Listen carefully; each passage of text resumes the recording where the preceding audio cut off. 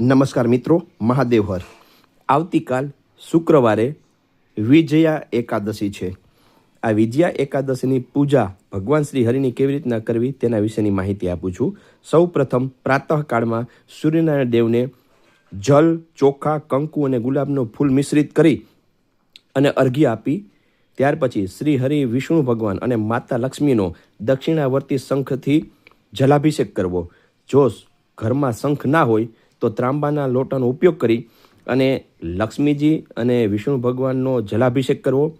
ત્યાર પછી ભગવાનને અબીલ ગુલાલ ચંદન ચડાવવા, ભગવાનને ધૂપ દીપ આરતી કરવી, પીળું પુષ્પ વિષ્ણુ ભગવાનને, લાલ પુષ્પ લક્ષ્મીજીને ચડાવવું તથા કેળા અને દાડમનો ભોગ ભગવાનને ધરાવો અને સાથે સાથે ઓમ નમો ભગવતે વાસુદેવાય નમઃ આ મંત્રના કાલના દિવસે યથાશક્તિ જપ કરવા.